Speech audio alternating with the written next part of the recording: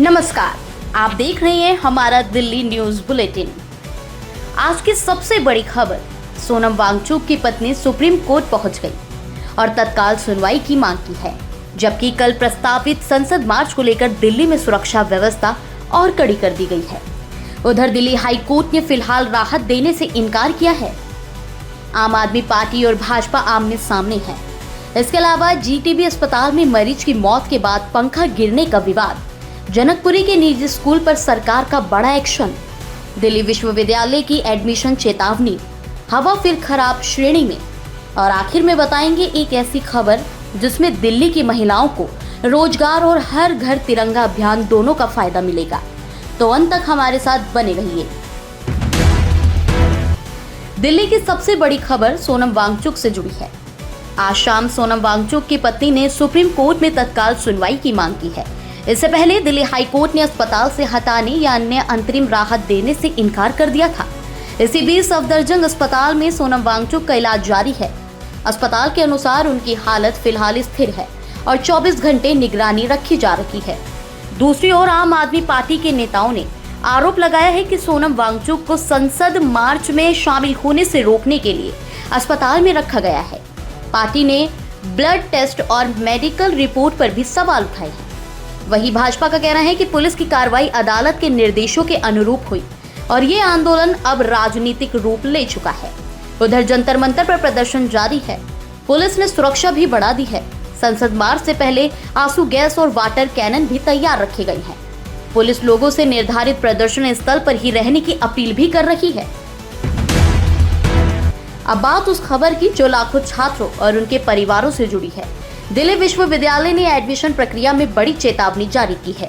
अगर आपने दिल्ली विश्वविद्यालय में दाखिले के लिए आवेदन किया है तो ये खबर आपके लिए बेहद जरूरी है। पहली आवंटन सूची में सीट स्वीकार करने की समय सीमा समाप्त हो चुकी है। अब कॉलेजों के पास दस्तावेजों का सत्यापन और मंजूरी देने के लिए सोमवार आखिरी दिन है। इसके साथ ही विश्वविद्यालय ने साफ चेतावनी भी दी है कि एआई से बदले गए या फर्जी दस्तावेज अपलोड करने वालों का दाखिला रद्द किया जा सकता है। जरूरत पड़ने पर कानूनी कार्रवाई भी होगी। विश्वविद्यालय ने कहा कि केवल मूल दस्तावेजों की स्कैन कॉपी ही मान्य होगी। पूर्व शिक्षा मंत्री मनीष सिसोदिया आज जंतर मंतर पहुंचे और शिक्षा व्यवस्था में सुधार की मांग कर रहे युवाओं का समर्थन किया। उन्होंने कहा कि देश को शिक्षा क्रांति और पेपर माफिया से आजादी की जरूरत है। उन्होंने शिक्षा मंत्री धर्मेंद्र प्रधान के इस्तीफे की भी मांग दोहराई। सिसोदिया ने सोमवार को जंतर मंतर से संसद तक मार्च में शामिल होने की भी अपील की। इसी मुद्दे पर आम आदमी पार्टी के सांसद संजय सिंह ने भी राज्यसभा में नोटिस देकर पेपर लीक और सोनम वांगचुक की मांगों पर चर्चा कराने की मांग की है। वहीं भाजपा ने इन आरोपों को खारिज करते हुए कहा कि आंदोलन का उद्देश्य छात्र हित नहीं बल्कि संसद सत्र के दौरान राजनीतिक माहौल बनाना है। अब बात दिल्ली सरकार की उस कार्रवाई की जिसने एक निजी स्कूल के सामने बड़ा संकट खड़ा कर दिया है। दिल्ली सरकार ने जनकपुरी के एक निजी स्कूल को कारण बताओ नोटिस जारी किया है। सरकार का आरोप है कि स्कूल में बच्चों की सुरक्षा से जुड़ी गंभीर लापरवाही, सीसीटीवी व्यवस्था में खामियां, अवैध शाखा संचालन और वित्तीय अनियमितताएं मिली है। शिक्षा मंत्री आशीष सूद ने 7 दिन के भीतर जवाब मांगा है। यदि जवाब संतोषजनक नहीं मिला तो स्कूल का सरकारी अधिग्रहण, भूमि की लीज रद्द कराने की सिफारिश और आपराधिक कार्रवाई तक की जा सकती है। दिल्ली के जीटीबी अस्पताल में मरीज की मौत के बाद विवाद खड़ा हो गया है।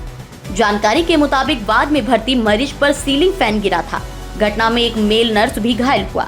हालांकि अस्पताल प्रशासन का कहना है कि मरीज की मौत पंखा गिरने से नहीं हुई और दोनों घटनाओं को जोड़कर नहीं देखा जाना चाहिए। अब पूरे मामले की जांच पर सबकी नजर है। अब बात अपराध, मौसम और प्रदूषण की, जो सीधे आपकी रोजमर्रा की जिंदगी से जुड़ी हैं। भलसवा डेरी इलाके में रास्ता देने को लेकर स्कूटी सवार युवक पर चाकू से बेरहमी से हमला किया गया। पुलिस आरोपी की तलाश भी कर रही है। इस दौरान जहांगीरपुरी में एक युवक की चाकू मारकर निर्मम हत्या के मामले में पुलिस ने 3 नाबालिग समेत 4 आरोपियों को पकड़ लिया है। दिल्ली कैंट इलाके में अज्ञात वाहन की टक्कर से एक बाइक सवार की मौत हो गई। उधर मौसम विभाग ने आज हल्की बारिश और बिजली गिरने की संभावना जताई है। हालांकि उमस बनी रह सकती है। येलो अलर्ट जारी है। वहीं दिल्ली की हवा फिर खराब श्रेणी में पहुंच गई है औसत AQI 220 दर्ज किया गया है, जबकि कुछ इलाकों में ये 300 के पार पहुंच गया। दिल्ली सरकार ने घोषणा की है कि हर घर तिरंगा अभियान के तहत इस बार 15 लाख से ज्यादा तिरंगे बांटे जाएंगे। इनमें से 2 लाख तिरंगे स्वयं सहायता समूह की महिलाएं तैयार करेंगी। इससे हजारों महिलाओं को रोजगार का अवसर मिलेगा। उधर DDA ने बताया कि मेगा पौधारोपण अभियान के तहत अब तक 6.62 लाख से ज्यादा पौधे लगाए जा चुके हैं, जो इस साल के लक्ष्य का लगभग 30% है। इसके अलावा ऊर्जा मंत्री आशीष सूद ने पूर्वी दिल्ली में स्मार्ट सब स्टेशन का उद्घाटन किया और सोलर राइज ईस्ट अभियान शुरू किया, ताकि ज्यादा से ज्यादा लोग रूफटॉप सोलर से जुड़ सके। तो आज की बड़ी खबरों में सबसे ऊपर रहा सोनम वांगचुक मामला और संसद मार्च की तैयारी। इसके अलावा दिल्ली विश्वविद्यालय का एडमिशन अलर्ट, जनकपुरी स्कूल पर सरकार का बड़ा एक्शन, GTB अस्पताल विवाद और दिल्ली की हवा, मौसम, हर घर तिरंगा अभियान। कल संसद मार्च को देखते हुए दिल्ली में घटनाक्रम तेजी से बदल सकता है। हम आपको हर महत्वपूर्ण अपडेट सबसे पहले पहुंचाएंगे। अगर आपको ये बुलेटिन उपयोगी लगा हो तो वीडियो को लाइक करें, अपने दोस्तों के साथ शेयर करें और दिल्ली की हर बड़ी खबर सबसे पहले पाने के लिए चैनल को सब्सक्राइब करें और बेल आइकन जरूर दबाएं। मिलते हैं अगले बुलेटिन में। नमस्कार।